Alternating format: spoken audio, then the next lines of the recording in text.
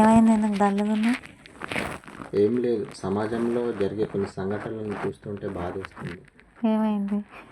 ఎందుకంటే ఇప్పుడు ఉన్న సమాజంలో మైనర్లు, ఆ, చిన్నపిల్లలు అంటే 14 ఇయర్స్ 15-16 ఇయర్స్ ఉండే స్కూల్ పిల్లలు కూడా సిగరెట్లు కాలుస్తున్నారు.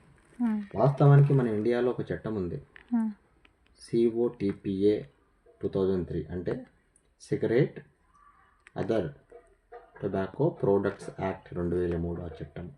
ఆ చట్టంలో సెక్షన్ 6A ఏం చెప్తుంది అంటే, ఏ షాప్ వాళ్ళు కూడా 18 సంవత్సరాల కంటే తక్కువగా వయసు ఉన్న పిల్లలకు ఎట్టి పరిస్థితుల్లోనూ సిగరెట్లు అమ్మడానికి వీల్లేదు.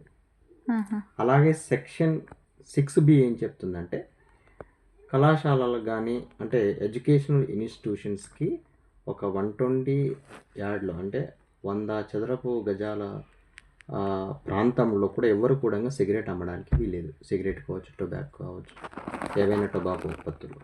ఓకే. అదేవిధంగా ఒకవేళ ఆ షాపులు కనుక అమ్మితే అదే చట్టంలోని సెక్షన్ 24 ఏం చెప్తుందంటే పనిష్మెంట్ ఉంటుంది.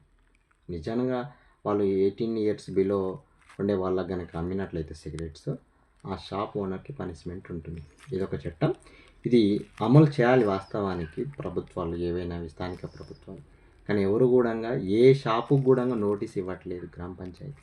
అలా షాపు నోటీస్ ఇచ్చి మీరు ఈ రకంగా ఈ సెక్షన్ ప్రకారంగా అమ్మితే మీరు శిక్షా అర్హులు అని చెప్తే వాళ్ళు కొద్దిగా గొప్ప భయపడి అంటే 18 ఇయర్స్ బిలో వాళ్ళకు సిగరెట్ల అమ్మకాన్ని ఆపేస్తారు.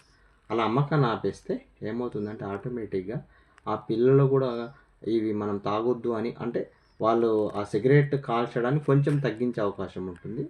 దాంతోపాటుగా వాళ్ళు అవేర్నెస్ తీసుకొచ్చి